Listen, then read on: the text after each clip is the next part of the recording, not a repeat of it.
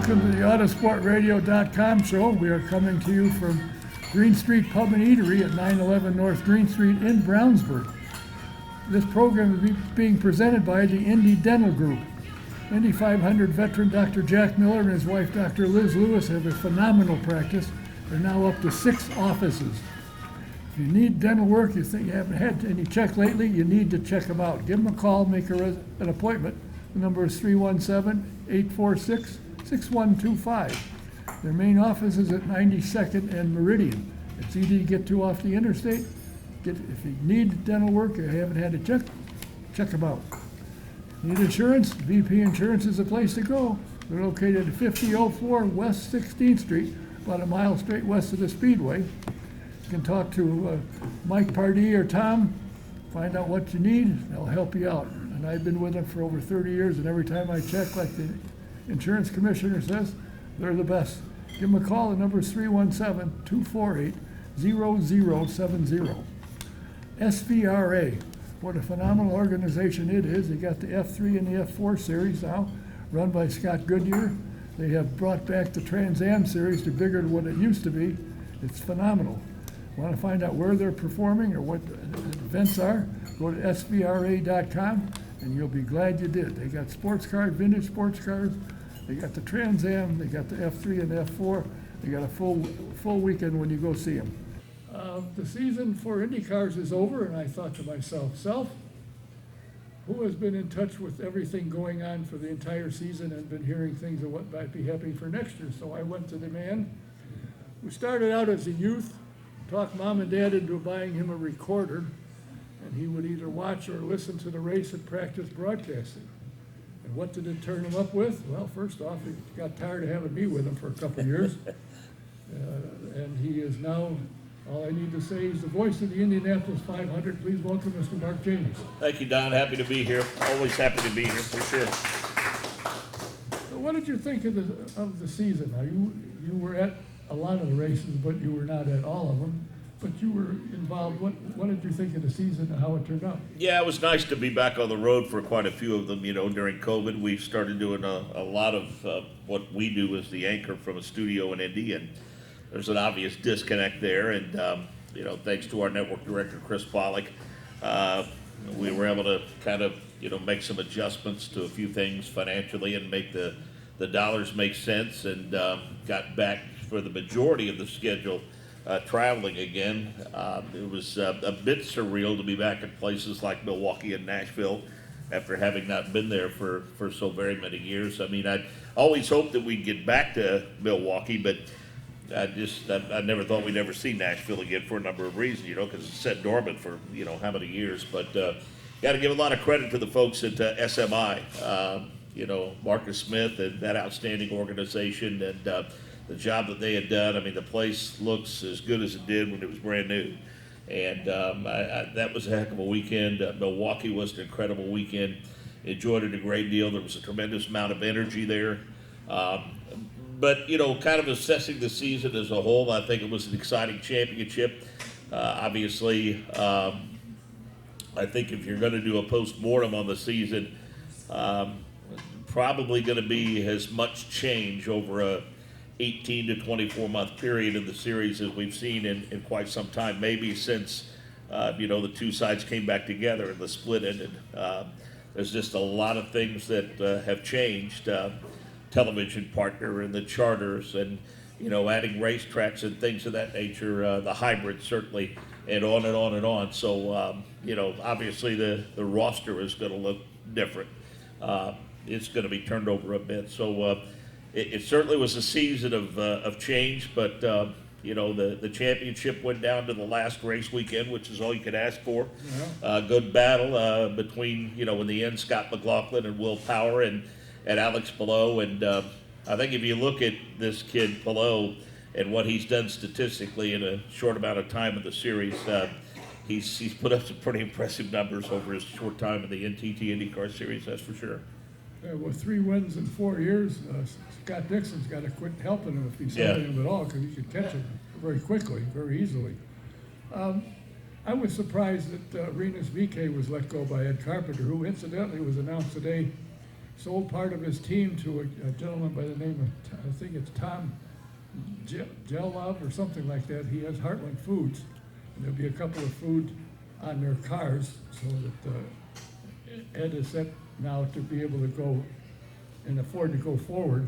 But I was rather surprised that Renus VK was let go, because I thought he did a fairly decent job. Yeah, I think, in the next few days, there'll probably be some announcements made that will start to make all of that make sense. But, I've talked to our driver analyst, Davey Hamilton, who's been around the sport a long, long time. And, it's an unfriendly, unkind business, especially behind the scenes. And Davey, I'll use the line that the late Larry Rice said to me when he was our driver analyst. I said, Larry, I said, with the stories that you've told me, I said, you could write an awfully compelling book. And he said, well, I either have to change a lot of names or wait till a lot of people die, because I couldn't tell the stories with the names. And I think that's probably true of the business side of motorsports. I think that, it's an unfriendly business at times, as business is. And, it's a shame. Hopefully that kid will land on his feet. I think he's got a ton of talent. I think his best years are certainly in front of him, and I'm sure it was not an easy decision for Ed to make, or maybe it was Renus's decision, who knows. But regardless, I think he'll have a legitimate shot to land on his feet, and I'm happy for Ed. I mean, he's a lifer, he's a racer. I think Ed doesn't give enough. He's not given enough credit for being an astute businessman, being able to do what he does and has done for so many years. And the one thing I don't think he gets enough credit for is keeping the career of a two-time Indy 500 winner moving forward, because Joseph Dugard would have had no options had Ed not taken him on after Sarah's team that shut down when she lost her partnership. So, a lot of credit's got to be given to Ed for that, and giving a lot of drivers an opportunity for sure. And the same with Dale Coyne. Dale has brought guys in and run for 1 or 2 years, and they move on. Yeah, Pelot, for instance. Yeah, for instance, yeah, to mention one. People are still talking. When is Alexander Rossi going to go? Apparently, from what I understand, he wanted a lot of money and doesn't bring a sponsor. Have you heard anything? I haven't heard anything of where he might end up.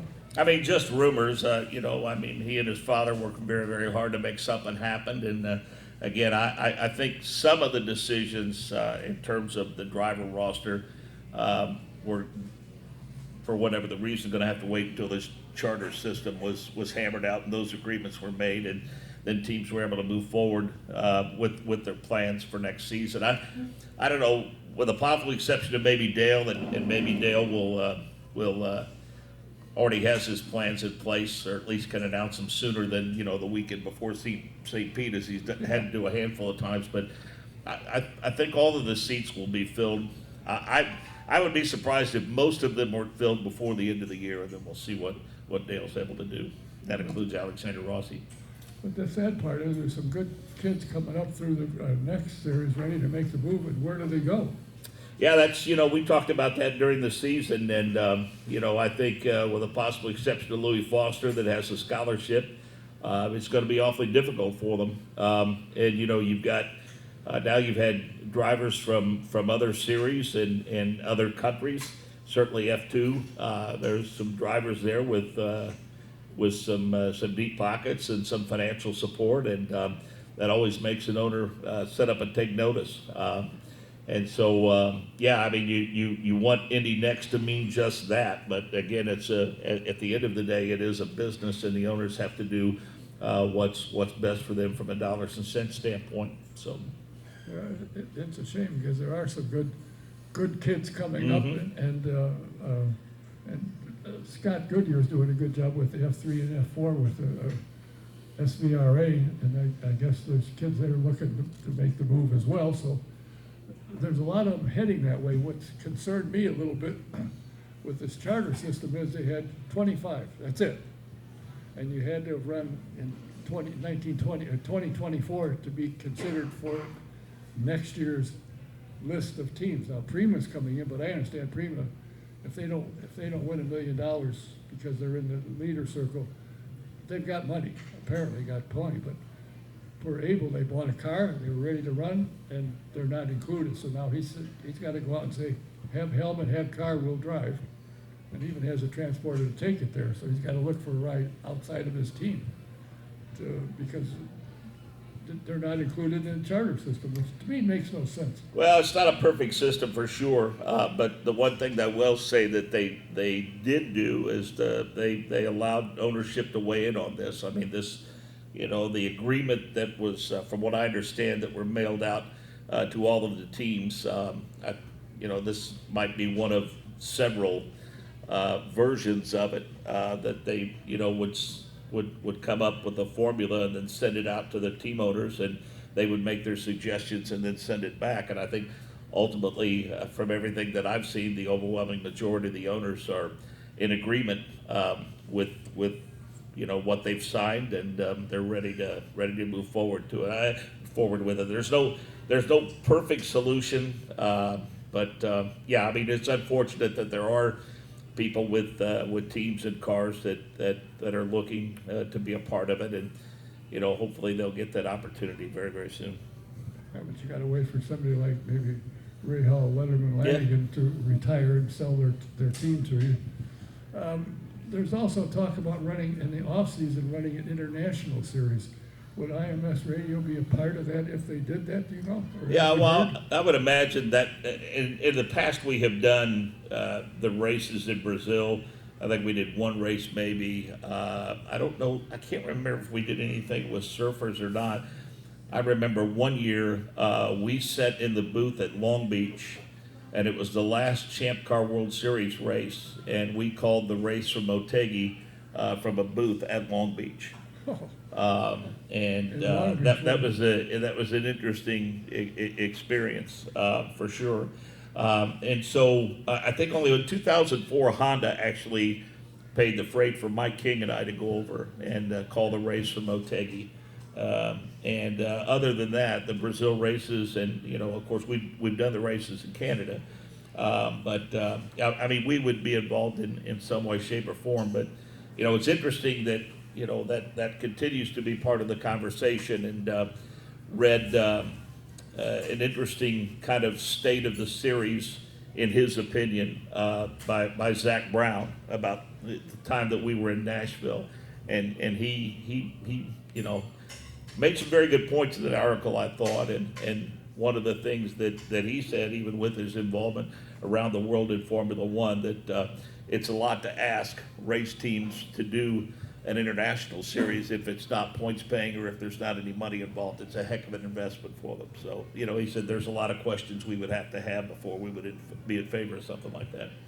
I remember when I worked for Simon and we raced in Brazil and in Australia to pack up and go. Yeah. That was a project. And we ended up getting cylinders that they used to pour concrete in for light poles and various things and put the tires in. They had the right size. I mean, it was a job. And I know that, Surfers Paradise is an iconic event. It was for many, many years on the schedule, but I kind of agree with the notion that an international series, for me, I think we would, if I were king for a day and you wanted to expand into international markets, I think I would stay with North and South America, and because I think that continues to be where the fan base for the series is, and I think that's where you have your best chance of being successful. Do you think with Penske Entertainment taking over Milwaukee, and they now have a contract for, I think, 5 years or 3 years or something like that they'll be able to build the series? Because you and I both know back when we run there, for them to be full on a Saturday for qualifying and practice was not unusual. The whole grandstand was full of people.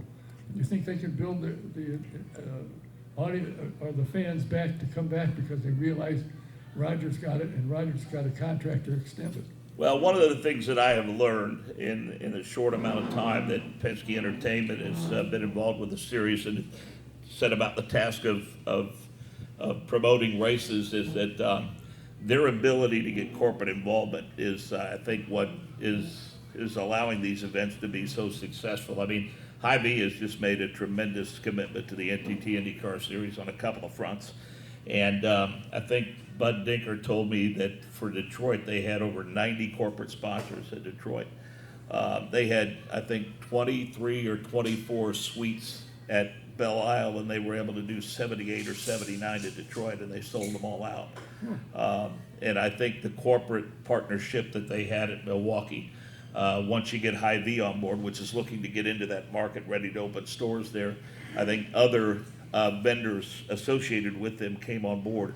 And I know when we were up there for the race, when we had been there in the past, you know, when you and I were up there, a lot of the concession stands and vendors and whatnot on the fairgrounds were not open, and that was not the case this time. There were a lot of, matter of fact, there were a lot of vendors that are open during the state fair. Some of the wine gardens and beer gardens and whatnot were actually taken over by race teams and used for their hospitality. I know MTT had a hospitality suite that serves as a wine garden during the fair. So I think moving forward, as new events come onto the calendar, you'll see them continue to take the lead on promoting those, and I think it's been successful so far. Well, I thought it rather strange when Mr. Miles did an interview and he was asked if they'd go back to Richmond. He said, "We're not going backwards, we're going forward." Well, I think he forgot he just came from Milwaukee, where they went back to. And I think you and I know, because you used to call a race, we'd be in turn 3, and when the last race we were there, I made the comment to you, if this keeps up where the crowd keeps increasing, you and I have to find someplace else to broadcast from. Yeah, well, I think sometimes the frustration comes from those same suggestions being made over and over again. And, you know, people have questions, why can't you go back to Chicago? Why can't you go back to Kentucky? You know, I've always said, you know, I would love to see us back at Watkins Glen at some point. And you and I have talked about Richmond, and the fact of the matter is, it's just not that simple. I mean, there has to be, again, a willing corporate partner. There has to be a racetrack that's a willing partner that's willing to promote it. Either that, or they have to be willing to turn that over to Penske Entertainment to promote it in the manner that they deem appropriate. And there's a little quality control element to that I think that Penske Entertainment has decided to, you know, take the lead on, and they don't want to water that approach down. I think they're happy with what Green Savory does in their partnership. I don't think enough people don't realize the job that Scott Borchetta did saving that event at Nashville. I mean, there's a pretty good chance it doesn't happen if he didn't involve himself in it last December. And he and Big Machine, I think, I think they exceeded expectations of most people in terms of the success of the season finale. But scheduling is always a difficult animal, Don. As you know, you've been around it a long time. And it takes, again, a lot of willing partners from a promotional standpoint. It takes willing track owners, and there's just a lot to it. And it's not enough to just simply say we want to go back to race at a venue where we once were, or maybe explore a new venue. There's a lot involved with making all that happen. Well, I was surprised personally at the Nashville race, because I remember when we were there earlier, when IndyCar was there earlier, that track wasn't all that good. It was not a good racetrack, but this time it turned out to be quite a competitive and very interesting race. And once they figured out how to run that little patch in the one corner, Yeah. turn 2, everything was fine. When they first got there, a couple of cars found the wall real quick, lost control of the car, but once they got figured out the race, it didn't seem to bother anybody. Somebody could figure out how to keep a track from settling over a tunnel, they'd be a very rich man. I mean, that's usually where those issues happen, and that was certainly the case at Nashville. But I think another element that was added, and got to give a lot of credit to Firestone, they're an amazing company with what they do and what they provide the series. I like the idea. We did it, I think, either last year or the year before last at Worldwide Technology Raceway. I'm a big fan of alternate tires on the ovals, adding to the pit strategy. I think that helps make for a very compelling race, and I think that also added to how good that race was, and made it that much more enjoyable. Well, at one time, one of the engineers from Firestone said that what they try and do is design a tire that will last as long as for the next fuel stop. Yeah. So they don't make umpteen stops, one to change tires, one to get fuel, but they both come pretty close together. So it makes for strategizing the race as to when do you come in, how quickly can you change, how are you handling it. I don't think every driver gets the same wear out of the tires. Right. So they got to figure out what our guy's doing. And It's a challenge with the setup. Yep, for sure. And it's kind of interesting how that thing. What have you heard about the hybrid? Is everybody thrilled to death with it? I think, for the most part, I think there were some concerns initially. A couple, Scott Dixon had an issue, and maybe a couple of other drivers did from time to time. But I think it's almost like the aero screen. I think once we get to a certain point, certainly in next season, there won't be much discussion about it because it'll be like it's always been there. I think the thing that impressed me the most about the development of it is, make no mistake about it, there is one healthy competition between Honda and Chevy. I mean, they want to beat each other. They want to win the 500. They want to win the series championship. But to think that those two would work so hard to make that happen, which they did, along with the series and Elmore and other partners involved in that aspect of it, I think a lot of credit's got to be given to both of them. And I think by and large it's gone rather smoothly. I think most of the teams and most of the drivers have been very, very happy with its performance. I texted Mike Hall and said, the hat's got to be off to your team when Alex's car wouldn't start, the battery went dead. But he didn't say, well, so much for that. They went in and they fixed the car, sent it back out, and that saved him. He left that track with a 33-point lead. And the rest from Milwaukee, he left it with. Yeah, if I remember right, he went from 43 up to 8 behind. Right. To 33 up by the time he left, and all of that happened in the span of that race because, they had an incredible amount of attrition. I think we probably ended up with more DNFs in that race than we did any other race all year long, and that's what made the difference for him and allowed him. Of course, power spinning off of turn number 4 didn't hurt his chances any either, so No. Will would like to have that back, I'm sure. Oh, no question, but the fact that they took the car back, fixed it, and sent it back out, had they said, well, so much for that, he'd have been in trouble. Well, I mean, they've been in those situations before, not very often. I mean, their completion percentage is pretty daggone high in terms of, finishing races. And I know, I was here, I think the last time I had the opportunity to be here and listen to a lot of his conversations. And I can tell you from a media standpoint, there are very few team principals in the garage area that provide the kind of access that Mike Hall does to the information he shares with the fans. I remember a couple of years ago, might have been on a qualifying weekend, that Scott Dixon had a motor let go, and they had to do an engine change and didn't have long to get it changed.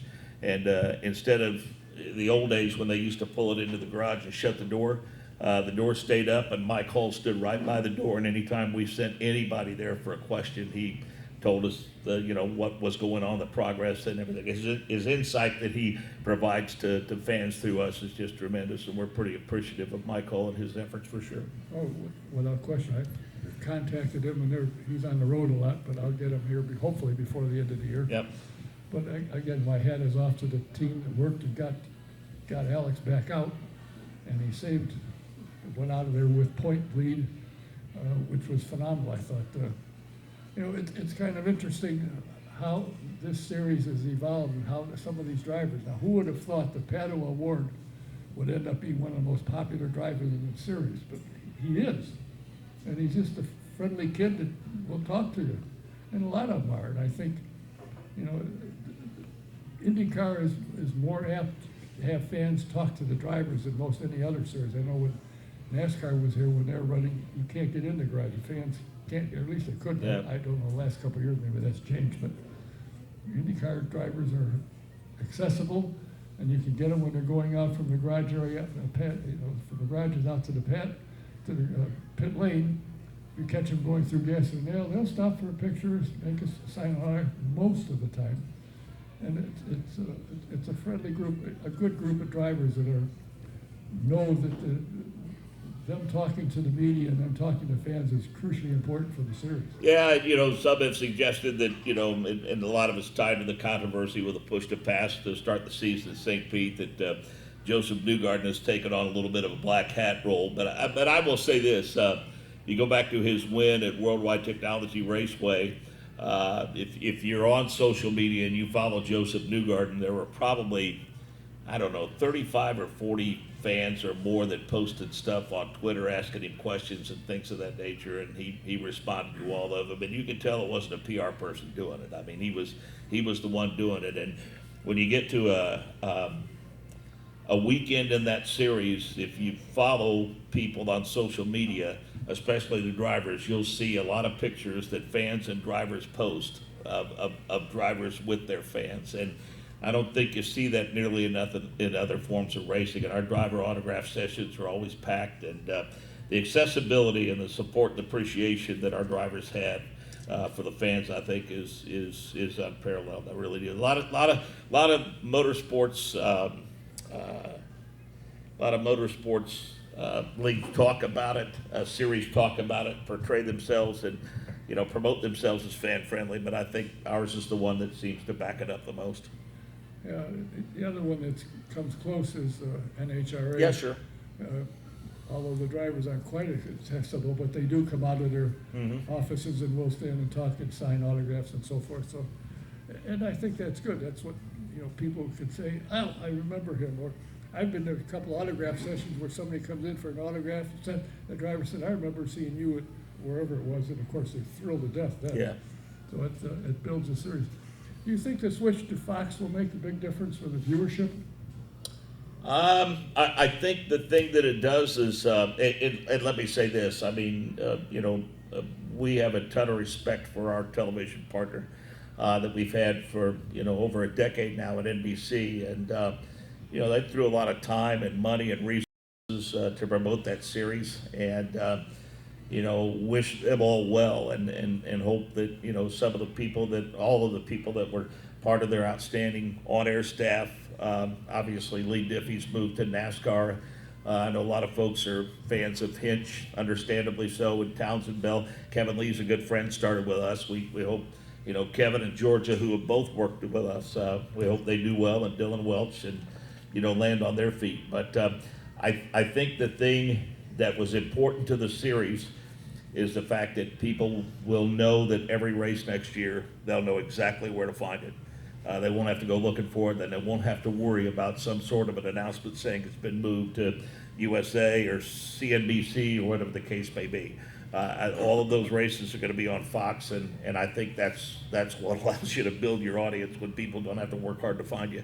And in practice and qualifying, you'll be on F1 or F2. That's right. Which is easy to find. Yep. Except I don't have two, but I will get it. But I have to say, I liked Peacock. It wasn't that expensive, and there's so much on there. Yeah. If you're not watching a race, good grief, there's all kinds of stuff. Yeah, that's the point I tried to make to people when they talked about, having to get that subscription. And in this day and age, I mean, you can rack up a lot of money, if you're not careful about what you subscribe to with those services and everything else, because there's a lot of them out there, and it gets costly to do all of them. But yeah, I think in terms of your bang for the buck, and they were under the mistaken impression that the only thing that they could get was IndyCar and Indy Next. And I thought, no, there's programming something for everyone there. And I think Peacock in particular did a really good job of keeping that subscription at a pretty affordable rate for people that were interested in watching it. And I used to watch Yellowstone on there. Yeah, right. Interesting. And they have movies and TV shows and all kinds of stuff. Going forward, what do you anticipate for 25? Do you see a lot of change in the rules or changing the car in any way? I know there's talk about changing the front screen with the new car supposedly in 26 or 27. Do you see a lot of difference in the series that people go, good grief, where did this come from? Well, I'm Al McGuire, I'm updating myself here, won a national championship in 1977 with Marquette, and then went on to become a really well-respected college basketball analyst on NBC. I think it was him, Billy Packer, and Dick Enberg for years. And there was one year in particular that the NCAA had made a lot of changes to the rules of basketball. And I think they asked Al McGuire what he thought. He said, "I just wish they'd leave it the hell alone for a while. Just give what you've done an opportunity to work and allow people to get used to the rules and get comfortable with it." And I know, sometimes change is necessitated, be it for safety reasons or whatever the case may be. But, there's been a lot of change, been plenty of upheaval as we talked about with the charter and over the past couple of years, the aero screen, the hybrid, and all of those things. And I would just, I would like to see that, I would like to see with the new television partner and all of that. Once we get the driver roster set, it'd be nice to be able to just, leave things as they are for at least a season and see how they do, and then maybe assess it moving forward. But there's people smarter than me making those decisions, and I'll defer to them on that. Yeah, well, nobody's called me and said, what do you think? That's for sure. They don't want to know what I think. But the thing that disturbs me a little bit, the IndyCar is called racing. Now, what kind of racing is it when there's 25 cars that are guaranteed to be in every race except the 500? I don't go for that. I would like to see more teams in 27, 28 teams, because when I first came here in 63 or 64, whatever it was, for 4 or 5 teams to go home at the end of an event was not unusual at all. Yeah, I mean, there's moving forward, I think, and I was talking to Davey about this, because having been a track promoter himself and been around the series as a driver and a team owner, Davey has said the reality of it is, the fields were growing to the point to where, there were some racetracks that were going to have to look at making some adjustments to the pits in order to, make room for all of those cars. And in some places it would be tough to do, and not everybody has the space that they do at Detroit, where they could split the pit lane, which I wondered how that would work, and it seems to have worked pretty well. And a lot of credit's got to be given to the drivers for that, to take care of one another, especially when they're all on pit lane at one time and they all, exit at one time. They take pretty good care of one another. But yeah, I'm with you because of I know the investment. It's unfortunate that we might be in a situation too moving forward where, people fail to qualify for a race and they go home. That's a large investment. But, we've I guess we've lived a long time with participation trophies, and this is I think a byproduct of that. And there's no guarantees in life oftentimes, and I guess that's true in motorsports as well. Well, if they're going to restrict it to 25 and Primas, then that means somebody's got to qualify and somebody's going to miss the show. Yeah. And they can say ahead of time, when we go to Toronto, we can only accommodate X number of cars. That's starting the season, so now you go, oh, well, you go home. But being able to go with the television people and talk to the team that may have lost out, give them a little coverage so that their sponsor, gets their name out, could help, I would think. But yeah, we're pretty proactive in that regard. I mean, we're all the time working the paddock and talking to PR reps and team owners. And Michael D'Orlando, a talented young driver in Indy next, we had the opportunity to visit with him for a while at Milwaukee and learned that he was going to be back in a car at Nashville. And one of the things that we try to do for those drivers is offer them an opportunity to come on during one of our practice shows and talk about sponsors and investors. And we even put those sponsors and investors on, and then we make sure we give them a copy of it so they have to share with them, or those folks can take it back to their boardroom and say, hey, this is the kind of promotion we get with this deal. So, and there are teams, I'm thinking of one or two in particular, that bring a photographer with them, and they provide pictures to their sponsors at the end of a race, so that the sponsor can say, here's what we're doing and here's what we're getting for our money. The exposure they're getting and so forth, which I think is smart, because granted, it's a lot of money to invest to sponsor a car, and the name on the side of the car is not necessarily the big deal anymore. It's the networking that you can get in the paddock. That's where the big thing comes from. So a lot of things have changed over the years, and I understand that, and I understand the investment is enormous. Just to buy tires for an event, there's no giveaway program. Right. It's expensive, and the lease for the engines is expensive. And of course, if you have one that goes sour, you get penalized for changing it. I don't understand that one, but yeah, they've gone back and forth with that over the years. I mean, I can remember, you had the grid penalty, and then they went to the manufacturer for a while, and they took points away from them in their championship battle. And I think the last 3 or 4 years, maybe they've gone back to grid penalties for that. It's, I for one, I lean more toward perhaps taking points away from the manufacturer instead of the driver. But we'll see if it stays the way it is now, or they decide to massage that a little bit. Is there anything more you would like to accomplish in motorsports? I mean, you started out from talking your parents into buying you a recorder and practicing in your room or wherever you were, calling a race to getting to be the voice of the 500. Where could you go up farther than this? Well, I mean, it's much more than I ever thought I would accomplish. I've been very, very fortunate. I've surrounded myself with successful people and been able to benefit from that and learn from them. Our good friend, the late Gary Lee, I think I was a pretty good broadcaster when I joined the IMS radio network, but I'll always give Gary credit for making me a motorsports broadcaster and teaching me how to talk the language and talk to drivers and whatnot. I've had the opportunity to do a handful of races with PRN. I'll go down in a couple of weeks and do the Roval with them. Nick Yeoman and I do some races for them every year. I've been to Circuit of the Americas with them.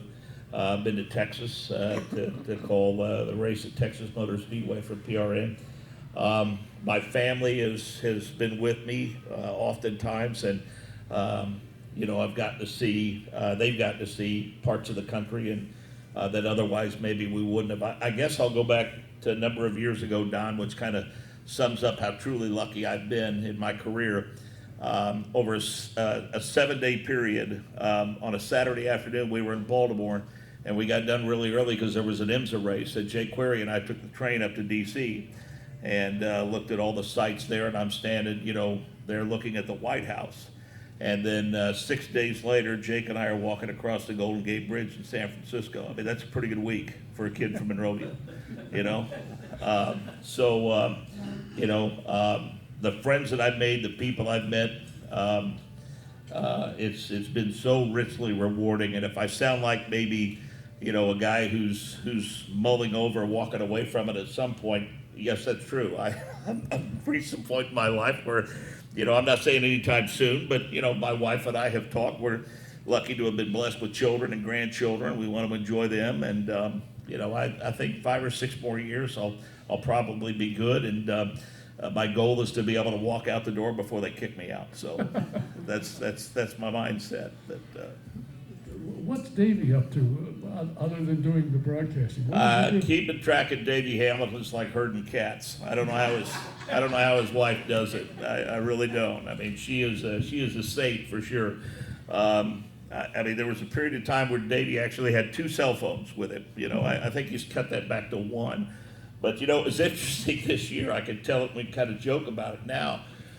Davey had an issue with detached retina, and went to the doctor, and they thought that they had it all taken care of and had the problem solved. About a month later, all of a sudden it detached again, and he couldn't see out of it.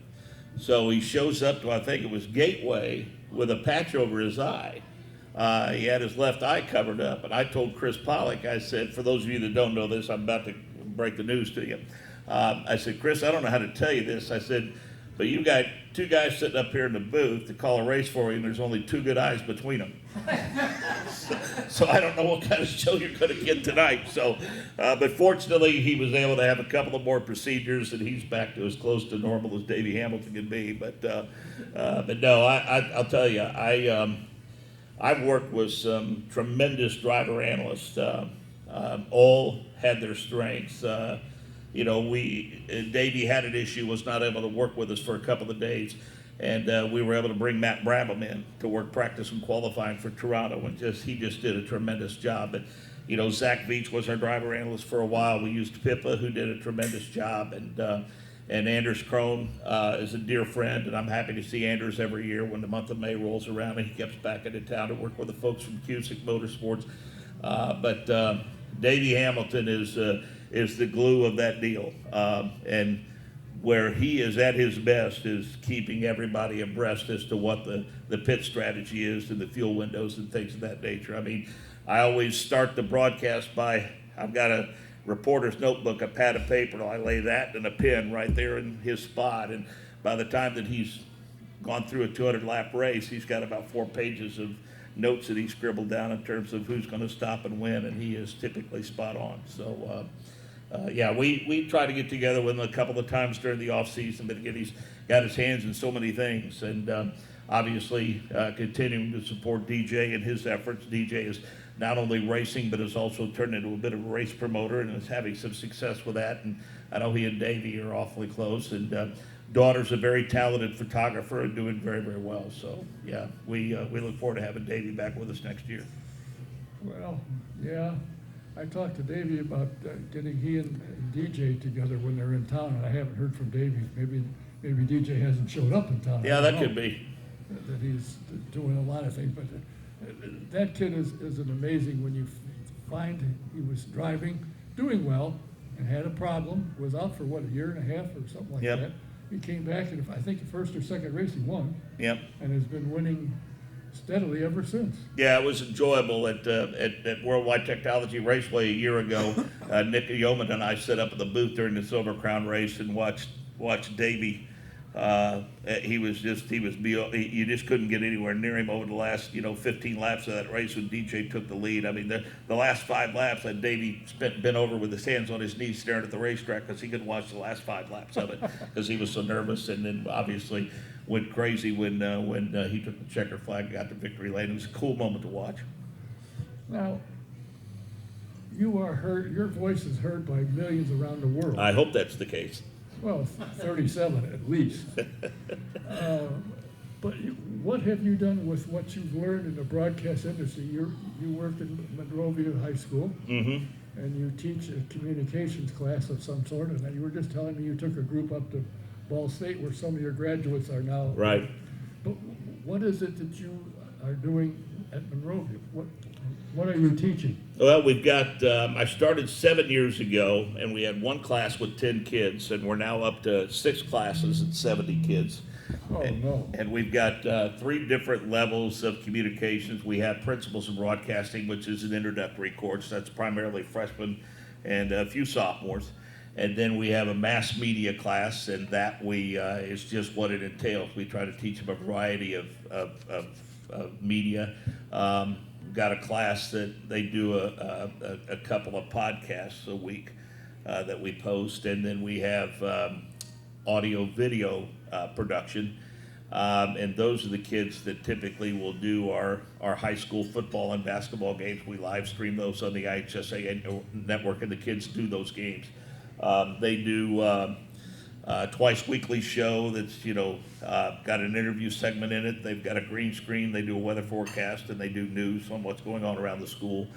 They do interviews with teachers. We're getting ready to do a Meet the Candidates forum where we're going to bring candidates for school board in and give them an opportunity to present their platform.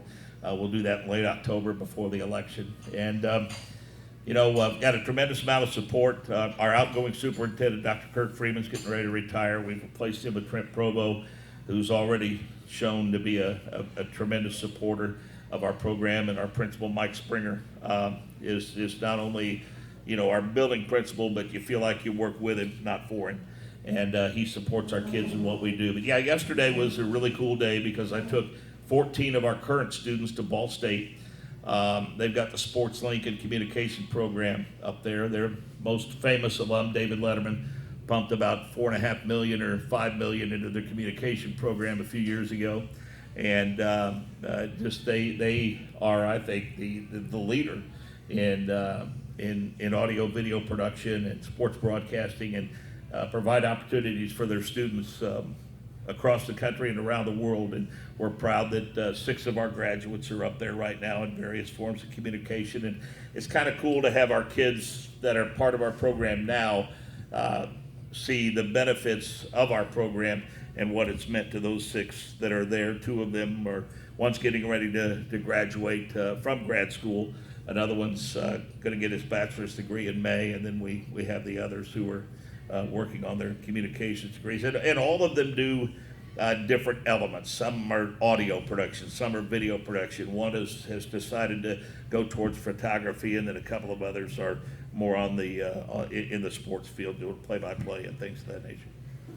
Are you a help in, when they say, Mr. Jaynes, can you help me get a job in the IMS radio network or Yeah, I mean, Andrew Willett, the young man who's in grad school, he actually did an internship during the month of May a couple of years ago. And Paul Kelly, who's a tremendous writer and has worked with IMS and IndyCar for years, Paul, said, hey, if you got any more like that, send them to us. And so, having been around media, worked for the IHSAA, and we've got a program that we do now, and it started, I think, 6 years ago with Charlie Clifford when he was the weekend sports anchor at Channel 8. And this tells you where technology is now. We have students of ours who actually, on their cell phone, record highlights of Monrovia football on Friday night, and they send that stuff to Wish TV, and they put it on their In the Zone show. And that allows those kids to build the network too, because now Andrew Chernoff has taken over for Charlie Clifford and has continued that program, and we're very grateful for that. And I'll take a kid to the basketball state finals that I do, or football state finals, or cross country, or whatever the case may be, and that'll give them an opportunity to network there as well, and hopefully, get their name out there and make finding a job someday a little easier for them. It kind of tears at my heartstrings, and when you list things that you do and the places and the events that you broadcast, nowhere in your resume does it say anything about the Nathan's Hot Dog Eating World Championship. Yeah, I let Paul have that. And by the way, I should make mention that a couple of weeks ago, I was very honored that you think about the people that Paul has met over his decades of broadcasting, and Paul was inducted into the Indiana Broadcasters Association Broadcast Pioneers Hall of Fame, and that is the premier Hall of Fame, if you will, for broadcasters in Indiana. And I was honored that Paul chose me to introduce him for induction into the Hall of Fame. And it was a special moment. Several of us were there from the radio network, along with Paul's wife, Sally. Chris Pollock was there, and Brian Livingston, our longtime pit producer. But I was honored to have been able to be a part of that day, and grateful that Paul asked me. I had the chance to work closely with Paul for 2 years, and it meant the world to me. And I tell the story, one of the coolest things that we did had really nothing to do with racing. His wife was out of town, and we were living in Speedway at the time, and Paul came over for dinner and had a bottle of wine and flowers for my wife, and we fixed some steaks out on the grill, and we sat out there and told a lot of stories about the good old days and talked about Sid a lot. And I thought, there was a lot of people that probably would have paid to have that opportunity to sit with a legend like that and hear those stories and share those stories. And one of the fun things we did on the road was we were in Fontana, and we drove back to the hotel because he had to pick something up. And on the way back, we hit an In-N-Out Burger, and we parked right across from the old Ontario Speedway. And Paul told a lot of stories about that track and being there and the great things about it. So we're happy to have him back every year and appreciate his contributions to the network, and honored to call Paul Page a friend for sure. Well, he called me and I was tied up. I had laundry I had to do, so I said, why don't you call Mark? That's right. Well, when he called me and asked me, I said, well, the other 5 guys you asked say no. And he said, no. He said, I'd be honored for you to do it. And I said, yeah, I'd be happy to, Paul, for sure. He was just here a couple of weeks ago. And, yep. Interesting. Unfortunately, he presented an award to Marshall Pruitt, and Marshall was supposed to be. He showed me the text messages where he said, yeah, I can be there. Come to find out, when we were here, he was in California. Oh, okay. And Yeah, he that said would he have made it completely tough. forgot about it. Yeah. Well, I guess forgetting about autosport isn't that hard, actually. Well, all I can say is it's been a pleasure to know you, and your wife said I've known him and married to him for 30-some years. Yeah. How has she done that? Well, I recently posted on social media celebrating 38 years, and someone told me, well, you might want to check and see what your wife posted on Facebook because it's 37. But I got the date right. Yeah. That's a good, it means you know when to send it. Yeah, I got the date right. Well, she starts reminding me in April, so I don't forget it in September. So. But yeah, we're this relationship is the product of a blind date. We both agreed to go on it to shut the person up that kept asking us to do it, because we got tired of them asking us over and over again. And so we're still waiting to see if it works out. Well, keep plugging along. I'm sure at some point in time she'll say, all right, I give in. We can go for 50. Well, I jokingly said to her one night, I said, I don't know how to bring it to you, but I said, when we get to 40, I'm out. I'm done. I'm not doing this anymore. She said, where are you going to go? I said, I'll go live with one of the kids. And she said, they're not going to take you in. So I called my daughter and I said, hey, just a hypothetical here. I said, if at 40 years, if I'm out, I said, who would you rather take in, me or your mom? She said, well, I would take you because you wouldn't interfere with how I raise the kids. And so we called our son, and Sweden, I called my son and presented that to him, and he goes, yeah, I'm really busy trying to get the kids to bed. I don't have time to involve myself in this, so you guys have to call me back later.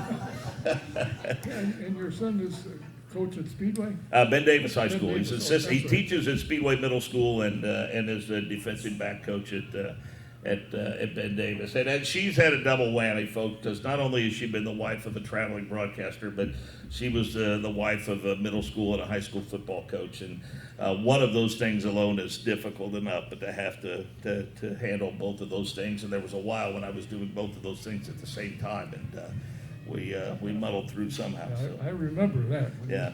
You were coaching, but somehow it rubbed off to your son, and he's still at it. Yeah, he was doing well. I got the chance to be on the air last year when he won a state championship at Ben Davis as an assistant coach, and that was a proud moment for our family for sure. Well, did he ever ask you for a tape recorder? You wanted to practice anything? I know. I told him what this pays. He didn't want anything to do with it. He wanted something that pays a lot more money. So, yeah.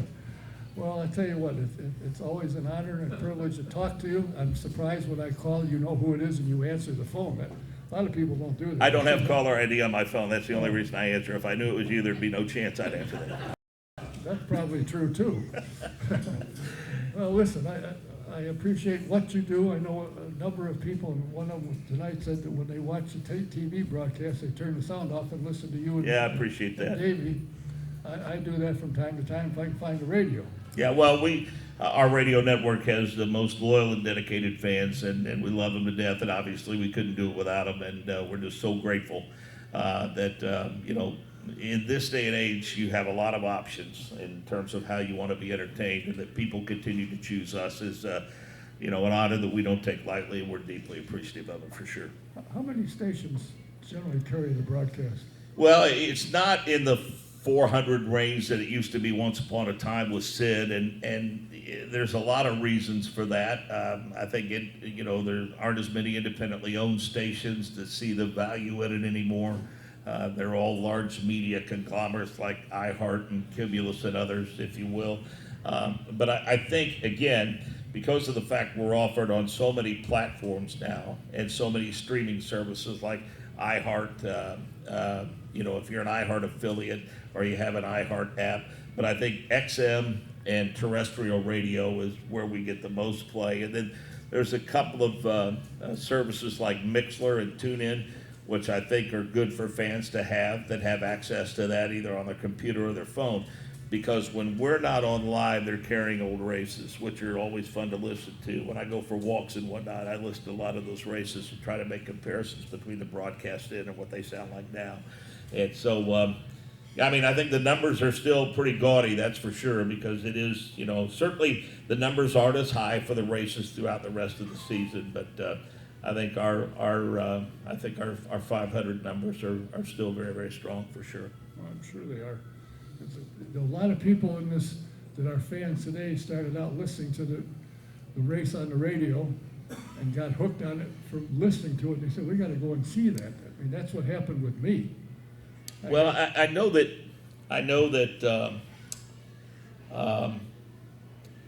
habits change and times change. Nothing stays the same forever, for better or for worse.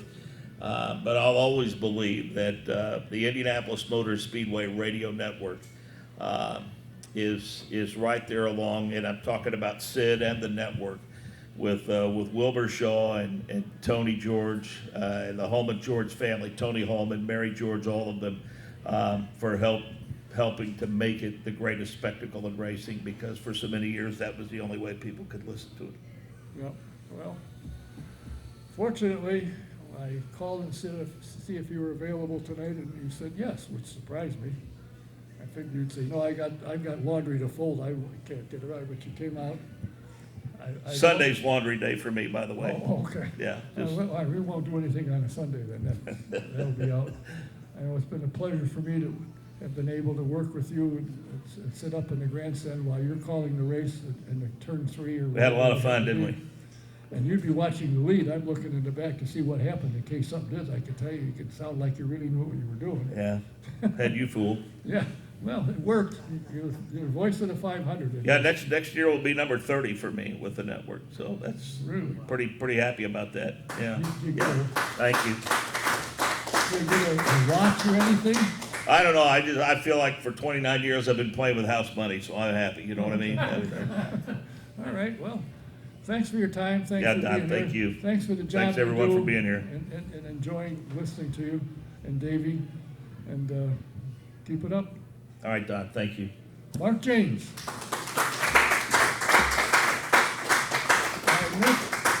Our next program is going to be October 9th. I'm working on a couple of guests. I talked to one today, and one is supposed to call me tomorrow because he was celebrating his birthday and his anniversary in Mexico. I thought he could have found a better place to go to Mexico, but that's where they went. So when it comes out, I'll let you know.